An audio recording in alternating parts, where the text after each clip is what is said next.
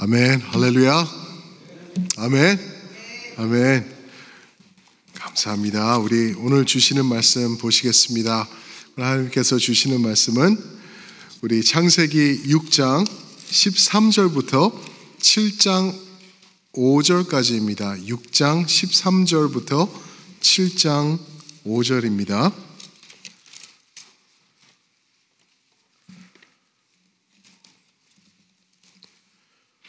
창세기 6장 13절 제가 먼저 봉독하고 한 절씩 교독하시면서 7장 5절까지 나아가겠습니다. 하나님이 노아에게 이르시되 모든 혈육 있는 자와 자의 포악함이 땅에 가득함으로 그 끝날이 내 앞에 이르렀으니 내가 그들을 땅과 함께 멸하리라.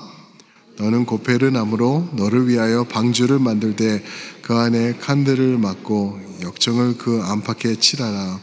내가 만들 방주는 이러하니 그 길이는 300규빗, 너비는 50규빗, 높이는 30규빗이라. 거기에 창을 내되 위에서부터 한 규빗에 내고 그 문은 옆으로 내고 상중하 3층으로 할지니라. 내가 홍수를 땅에 일으켜 무릇 생명의 기운이 있는 모든 육체를 천하에서 멸절하리니 땅에 있는 것들이 다 죽으리라. 그러나 너와는 내가 내 언약을 세우리니 너는 내 아들들과 내 아내와 내 며느리들과 함께 그 방주로 들어가고 혈육 있는 모든 생물을 너는 각기 암수 한 쌍씩 방주로 이끌어들여 너와 함께 생명을 보존하게 하되 새가 그 종류대로 가축이 그 종류대로 땅에 기는 모든 것이 그 종류대로 각기 둘씩 내게로 나오리니 그 생명을 보존하게 하라. 너는 먹을 모든 양식을 내게로 가져다가 저축하라. 이것이 너와 그들이 먹을 것이 되리라. 노아가 그와 같이 하여 하나님이 자기에게 명하신 대로 다 준행하였더라. 여호와께서 노아에게 이르시되 너와 내 온 집은 방주로 들어가라. 이 세대에서 내가 내 앞에 의로움을 내가 보았음이니라. 너는 모든 정결한 짐승의 암수 7씩 부정한 것은 암수 2씩을 내게로 데려오고 공중의 새도 암수 7씩을 데려와 그 씨를 온 지면에 유전하게 하라. 지금부터는 7일이면 내가 40주야를 땅에 비를 내려 내가 지은 모든 생물을 지면에서 쓸어버리라. 함께 읽습니다. 노아가 여호와께서 자기에게 명하신 대로 다 준행하였더라. 아멘. 아멘. 말씀 전하기 전에 우리 광고 하나 드릴게요. 이번 토요일이 저희 야드 세일입니다. 우리 성도님들 많이 기도해 주시고 동참해 주셔서 많이 감사하고요. 또 많은 물건들 또 모아 주셔가지고 장사가 잘 될 것 같아요. 예, 손님들이 기뻐하고 또 복도 누리고 또 선교에도 동참하는 그런 기회가 될 것 같습니다. 정말 감사드립니다. 한 가지 또 부탁드릴 것은 비가 60%예요. 50%였나? 그런데 그것 좀 없애주세요. 여러분들 기도하시면은 하나님이 없애주실 거 확신합니다. 아멘. 예, 없애주세요. 그거 물건 많이 먹었으니까 하나님 비는 좀 치워주세요라고 기도해 주시면 좋겠습니다. 오늘 말씀 제목은 예정된 생명의 언약입니다. 예정된 생명의 언약. 하나님께서 모든 것을 천지를 창조하시고 시작이 어떻게 되었는지 그 말씀을 우리에게 보여주는 내용이 바로 창세기죠. 제목대로 세상의 창조와 시작을 알려주는 말씀이에요. 여러분, 창세기 1장이 믿어지십니까? 아멘. 여러분, 그거 믿어지시면은요, 된 거예요. 그거 믿어지시면은 다 믿을 수 있는 거예요. 아무 걸림돌이 없는 거예요. 근데 에이 말이 돼? 어떻게 하나님이 뭘 이러셨다고 그러지? 이거는 옛날 얘기 같은 수준이야라고 만약에 그런 생각이 드신다면은 거기서부터 벌써 문제가 꼬이기 때문에 쉽지는 않을 것 같아요. 그런데 이 말씀 보시면은 하나님께서 모든 것을 창조하시고 보기에 좋았더라 말씀하십니다. 보기에 좋으셨대요. 하나님이 얼마나 좋으셨으면 하나님이 좋으시다고 야 이거 정말 좋은데 이거는 정말 으뜸이다라고 하실 정도면은 정말 좋은 거예요. 정말 좋았던 세상이에요. 그래서 지금 멸망 위기 1초 전에 있는 세상인데도 우리가 가끔씩 보고 그러면은 너무 아름답지 않나요? 저는 오늘도 집에서 비가 오니까 나무들이 또 바뀌더라고요. 또 이렇게 더 막 살아나고 더 풍성해지는 느낌. 그래서 저만 그런가 하고 와이프랑 같이 보니까 와이프도 그렇게 느꼈대요. 그러니까 얼마나 세상이 아름다운지, 이 죄로 덮여져서 이제는 죽을 것밖에 남아있지 않은 세상이 그렇게 아름다운 거예요. 그러니까 하나님이 죄 전에 하나님이 만들어 주셨고 그렇게 너희들 즐겨라 하고 해주셨던 거는 그 천국 그 자체였을 것 같아요. 그런데 문제가 생기죠. 하나님이 창조하시고 인간을 딱 만들자마자 인간이 하나님 앞에 반역을 합니다. 죄를 짓습니다. 그래서 그 죄로 인해서 그 순간부터 모든 세상은 악해지고 이제 죽어가는 세상으로 바뀌게 되죠. 로마서 7장에서도 그렇게 말하죠. 세상이 지금 탄식하고 있대요. 탄식하고 있는 거예요. 그래서 저는 화산 폭발하고 막 이렇게 연기 나오고 막 이런 거 보면은 저게 탄식하는 모습이 아닐까 그런 생각도 해봅니다. 그렇게 멋있어 보이지가 않아요. 그냥 저거는 세상이 망가지는 모습이 아닐까 하나님 말씀으로 비추어 볼 때 그런 생각이 듭니다. 그래서 하나님께서 결국은 노아 때에 가서는 이 아름답게 만드신 모든 세상을 멸하시기로 결정을 내리시죠. 그 결정을 내리셔가지고 이제 시간이 얼마나 지났을까 좀 이렇게 보니까 이제 뭐 두 부류로 나눠져가지고 한 부류는 young earth라고 그래요. 지구는 아주 영하다. 성경적인 그거를 따져서 이제 개수와 연수와 나이를 따져서 더하고 조상으로 올라가면은 뭐 5,000년이다, 6,000년이다, 10,000년이 채 안 된다, 뭐 이런 얘기를 하는 young earth를 믿는 사람들이 있는 반면 old earth를 믿는 사람들도 있어요. 아니다. 과학적으로도 보고 성경적으로 과학적으로 틀리지 않는다. 모든 게 맞아 떨어지는데 그거를 보면은 이게 수억 년 될 수 있고 이렇게 될 수 있다라고 뭐 이렇게 두 부류로 나눠집니다.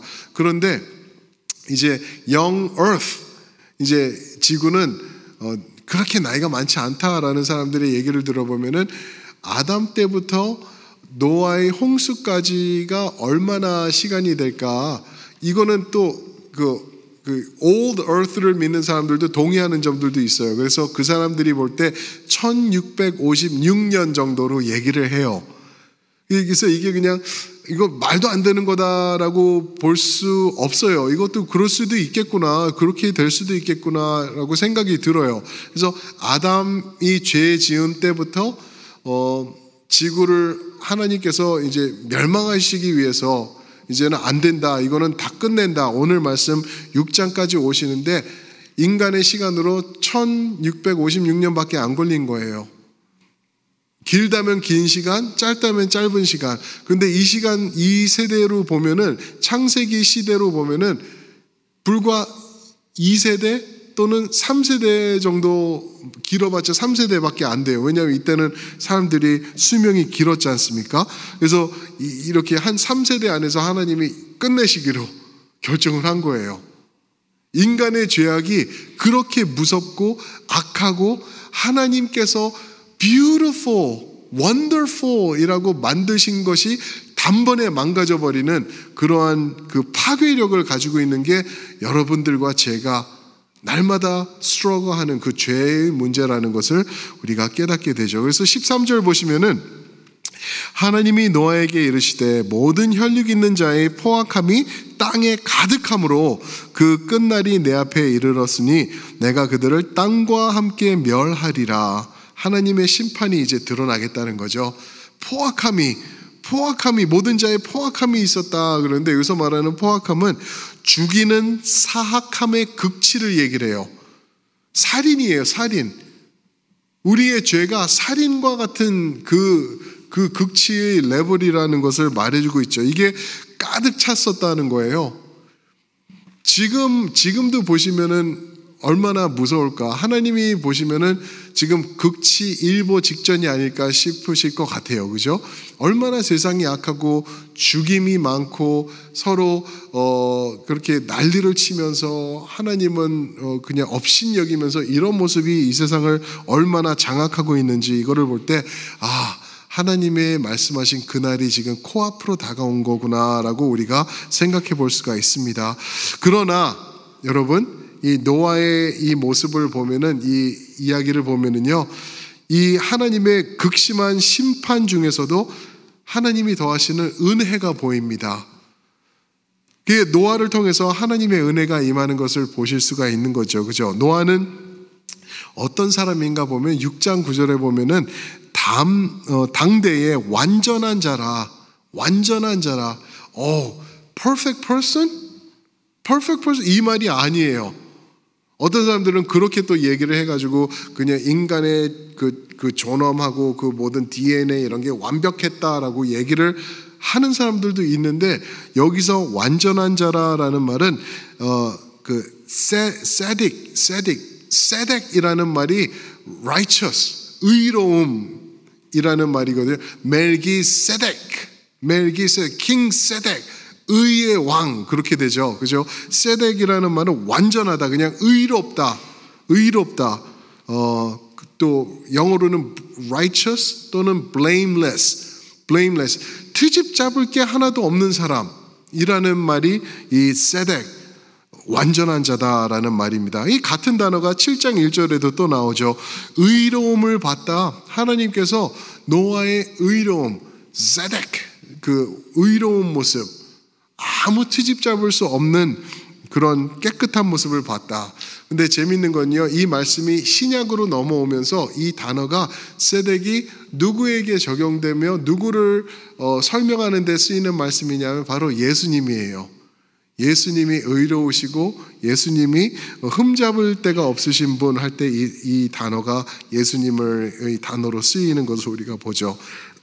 그래서 노아와 하나님께서 언약을 세우십니다.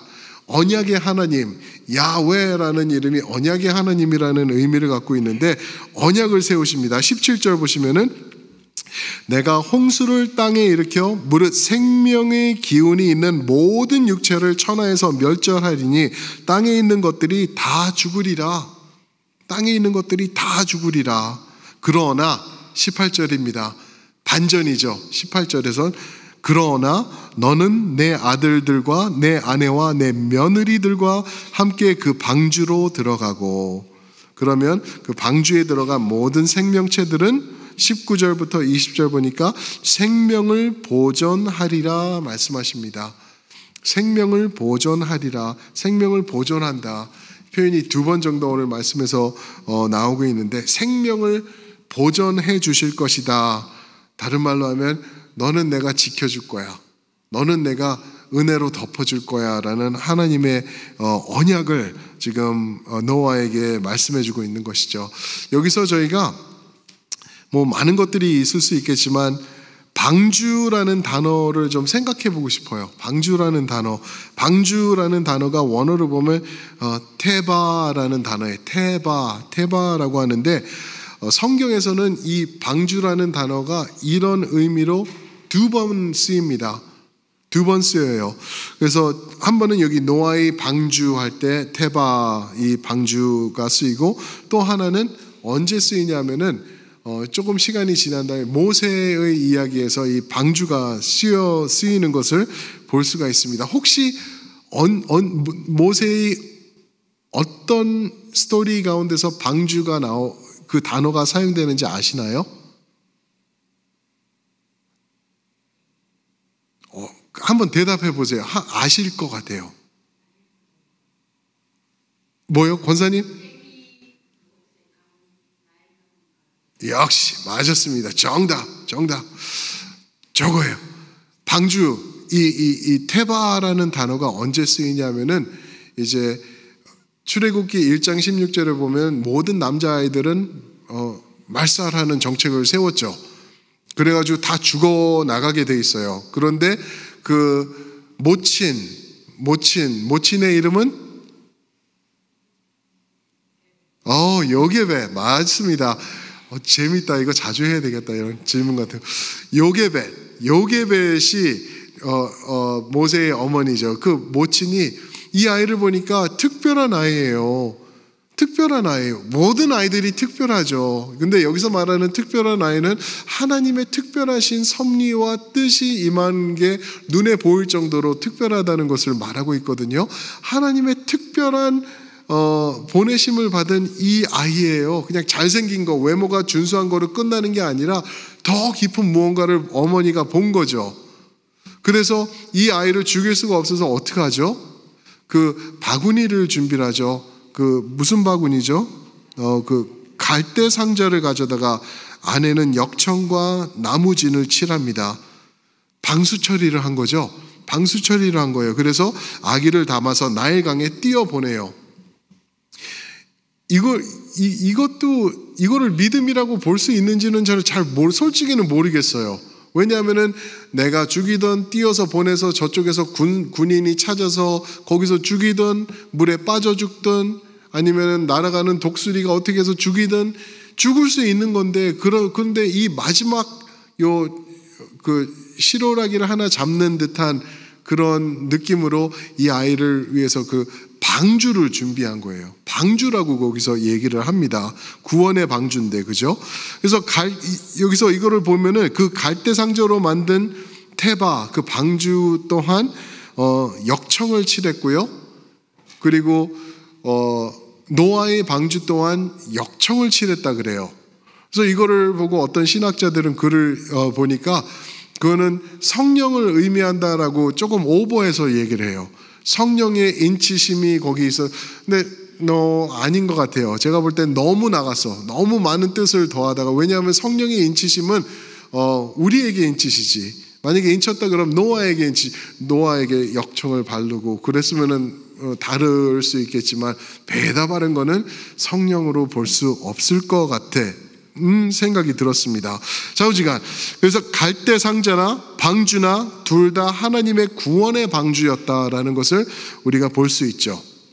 둘 다 구원을 위한 방주. 노아는 그냥 세상이 멸절하는 데서 이를 통해서 구원이 되고 세상이 지속될 수 있도록, 새로운 세상, 하나님이 뜻하신 세상이 지속되도록 그 아기가 들어있던 방주는 그 아기가 나중에 어떻게 되죠? 하나님의 지도자로 세워지면서 하나님의 백성들을 이끌어 나아가고 생명, 구원을 이루고 이러는 모습으로 구원의 방주에서 그렇게 있었던 것을 말해주고 있습니다. 자, 근데 또 다른 방주 비슷한 게 나와요. 또 다른 방주 비슷한 게 나오는데 이것 또한 구원의 계획과 아주 직결되어 있는 방주인 것을 볼 수 있죠. 십자가예요. 십자가인데 예수께서 매달리신 십자가, 우리의 죄를 사하시려고 십자가에 매달리셨어요. 그런데 그 십자가가 있기 전에 방주 또는 바구니 같은 모습으로 또 하나 있었던 것을 우리가 볼 수가 있습니다. 모세와 같은 또 하나의 이야기가, 아기 이야기가 나오죠. 그죠? 어떤 이야기죠? 그 아기도 말살 정책으로 인해 어릴 때 애굽으로 갔다가 다시 돌아오는 그런 아이였죠. 그 아기가 왕의 자손이에요. 분명히 왕의 자손이에요. 그런데 바구니 같은 모양의 구유에 뉘어져 있었다. 누구죠? 우리 예수님이세요. 예수님. 그래서 누가복음에 그런 말씀이 나오죠. 누가복음 2장 7절에 보시면 첫 아들을 낳아. 이번 주일날 보시겠지만요, 예수님은 남매들이 있었어요.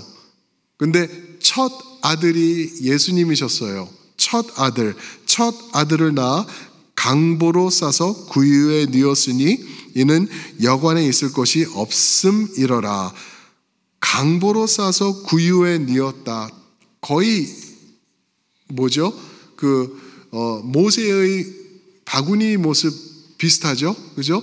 모양만 그거는 그 바구니, 여기는 구유. 동물들이 밥을 먹는 밥통인데 모양적으로 볼 때는 똑같은 것을, 비슷한 것을 우리가 볼 수 있는 것이죠. 천사가 나타나서 이 귀한 소식을 전합니다. 그러면서 누가복음 2장 12절에서는 이런 말을 합니다. 너희가 가서 강보에 쌓여 구유에 뉘어 있는 아기를 보리니 이것이 너희에게 표적이니라 하더니, 표적과 기적의 차이를 제가 설명해 드렸죠. 기억나시죠? 기적은 그냥 미라클, 이런 일이, 있을 수 없는 일이 일어났다, 그게 기적이에요. 표적은 이거를 통해서 something bigger, 더 깊은 의미가 있는 것을 표지판처럼 보여주는 것, 그게 표적이라는 거죠. 그런 표적이다라고 말씀하고 있는 것입니다. 무엇이? 강보에 쌓여서 이 구유에 뉘어 있는 아기를 볼 때 그 아기가 바로 나중에는 또 다른 나무의 십자가를 짊어지고 우리의 죄를 짊어지고 십자가에 매달리실 하나님의 아들이신 분이다라는 것을 표적으로 보여준다라는 말씀입니다. 그래서 이거 보시면 너무 재밌지 않나요? 하나님께서 우리의 구원을 예수 그리스도를 믿는 믿음을 통해서 준비해 주시는 게 이미 구약으로 내려가 가지고 수천 년 전에 그 그림을 그려주셨고, 그 말씀의 핵심은 노아 또는 모세가 아니라 예수였던 것을 우리에게 말씀하고 있는 것입니다. 그래서 하나님께서 창조하신 아름다운 세상에 인간의 죄로 인해서 하나님의 심판이 임하게 되죠. 그리고 아까 말씀드린 대로 한 1600년 이상 조금 지나서 1600년 후 노아를 통해 하나님의 구원의 방주를 통해 구원이 임하게 되는 거죠.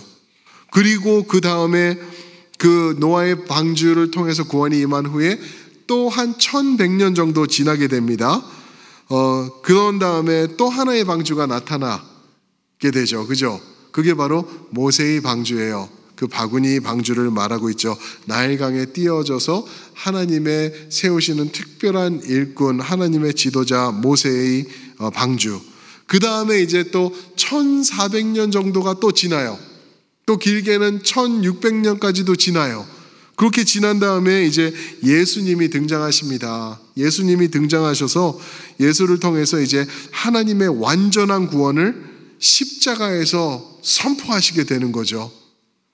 노아 때 하나님의 그 완전하심, 죄를 그냥 오케이 하고 그냥 흘려보내지 못하시는 하나님의 완전하심, 그 거룩하심이 드러났고 그 가운데 은혜를 보여주셨고, 그 후에 또 하나님께서 나의 사람들은 내가 구원한다라는 모습을 모세를 통해서 또 보여주셨고, 그리고 이런 구원이 완전하게 이루어질 거야 라는 것을 예수 그리스도를 통해서 십자가에서 우리에게 보여주신 것이죠. 그리고 나서 십자가 후 아까 1600년 지나고, 그렇죠? 또 1100년 지나고 또 1400년 지나서 예수님 오신 다음에 이제는 그때부터 오늘까지 2000년이 지났어요. 2000년이 지난 거예요. 뭔가 또 일이 터질 것 같지 않나요, 여러분? 일이 터질 시간이 되고도 남은 거예요. 그 LA 사는 사람들은 굉장히 무서워하는 게 뭐냐면은 지진이잖아요. 지진.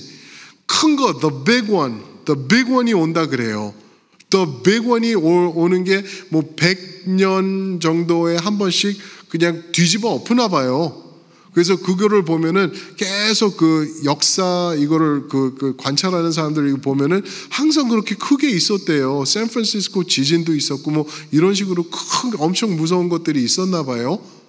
그런데 지금 100년이 아니라 100년이 지나서 150년도 넘었고 이제 101이 지금 와도 하나도 이상하지 않다는 것이 LA에서 지금 지질학자들이 맞나요? 그 사람들이 그 사이즈맥 그거를 검사하는 사람들이 하는 말이 그거예요. 뭔가 큰 거 이제 올 거다.